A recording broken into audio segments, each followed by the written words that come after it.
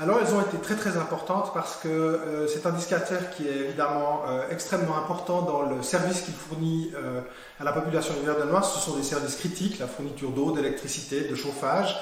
Et donc il a fallu se prémunir finalement par rapport à un risque qui était vu comme étant extrêmement fort et extrêmement immédiat, de pouvoir garantir à travers la période de crise la fourniture de ces services aux Yverdonois. Et donc on a priorisé ça de manière absolue sur l'ensemble du reste des activités, dans un contexte où on pensait que les gens allaient tomber malades extrêmement rapidement, donc y compris les gens de nos propres équipes. Donc on s'est concentré sur deux choses: la sécurité de la population et de nos équipes, la première chose, et la deuxièmement, c'est l'approvisionnement, garantir que chaque Yverdonoise, notamment en période d'hospice confiné, bloqués chez eux, dispose de l'eau, de l'électricité et d'un chauffage fiable à travers cette période-là. Et on s'est vraiment concentré là-dessus, ce qui a désorganisé, ou en tout cas réorganisé de manière extrêmement importante le service, avec des équipes qui étaient de piquet à domicile, confinées, qui avaient mission de ne pas tomber malades, des équipes qui étaient sur le terrain uniquement en cas de panne et dont on s'attendait qu'elles tombent malades dans les 2 semaines, et pouvoir faire des recadres entre les 2 équipes évidemment, et puis tout le reste des gens interdits de bureau et placés immédiatement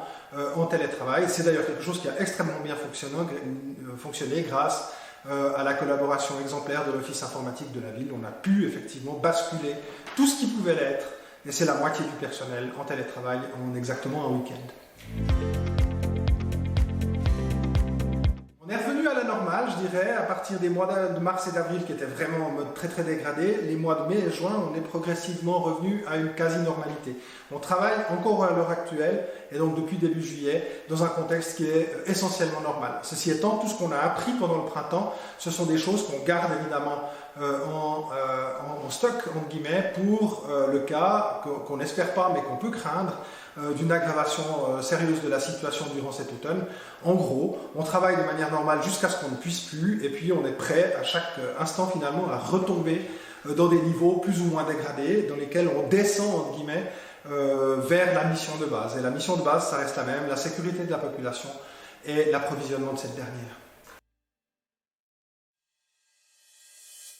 C'est la grande nouveauté de cette année, c'est que l'année est extrêmement incertaine. Il faut la gérer, je dirais, avec 2 caractéristiques principales, 3.